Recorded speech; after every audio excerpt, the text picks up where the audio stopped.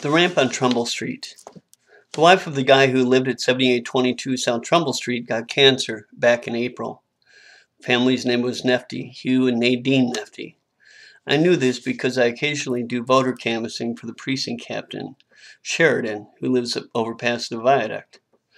Hugh, who works for Commonwealth Edison, kept a tight rein on Nadine and their two kids. Keith was 3 and Alyssa 4. Throughout the summer, I heard stories from one of the Nefty's neighbors. I rode the bus downtown to work with her. How the chemo wasn't spreading, and I listened with the grim, proper smile. The cancer spread, and Nadine Nefty died just before her 36th birthday, 6 months after the initial diagnosis. In August, a wooden wheelchair ramp was installed over the front steps of the Nefty's bungalow. I saw 2 of the neighbor men sliding it into place as I walked to the 79th Street bus stop. It was painted reddish-brown, like the color of a picnic table. The ramp covered the 3 cement steps at a gentle angle so that it stopped just short of the front crosswalk. I never saw Nadine being wheeled from the house at all. By Labor Day, the stories I heard at the bus stop involved Hugh not really giving a damn about his wife's health. I even heard tell that when Nefty saw her wearing a wig, Let's try that again. I even heard tell that when Nefty saw her wearing a wig Mrs. Peterson had given her, he burnt it. And he was yelling at the kids all the time. Nefty wasn't even at the hospital when his wife died. Mrs. Peterson whispered conspiratorially that Hugh's elderly mother had broken her hip after falling downstairs. This was back when the Neftys were newlyweds. According to Mrs. P., they'd been living with the mother on Pope John Paul II Drive. Point being, evidently, that Hugh could care less about anybody's health. Weeks passed and the ramp remained, which I thought strange because Hugh was hardly sentimental. Just before Halloween, I noticed that the ramp had been moved to the north side of the porch. When I passed on the opposite side of the street, the ramp was now obscured by the big maple tree that dominated our block, and Nefty continued yelling at his kids.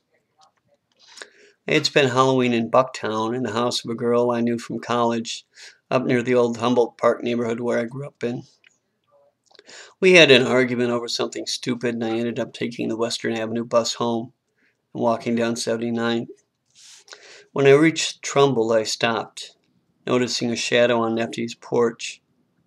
Wanting to take my mind off the evening's failure, I shuffled closer to see what melodrama I could. You ever have second thoughts?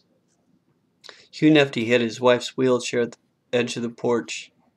He was holding Keith, still asleep, in one arm. He had a bottle of vodka in his free hand.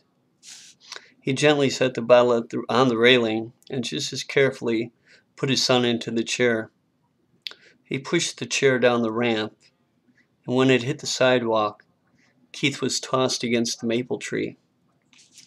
Hugh walked down the stairs, picked Keith up, and brushed chips of bark out of his hair, and then went back inside. I thought about how Nefty's mother really broke her hip. He came out again. I thought he had seen me, and took a moment to set the wheelchair back in place. Then he went back inside. When the door opened again, and I saw his sleeping daughter in his arms, that was when I screamed. And that was for a horror, 365 scary stories. And I did write that story back in about 1997 or so. Not really based on anything real, as many of my stories are, but there was a ramp on Trumbull Street, right off of 79th. And that's really about where it came from. That would be it for now.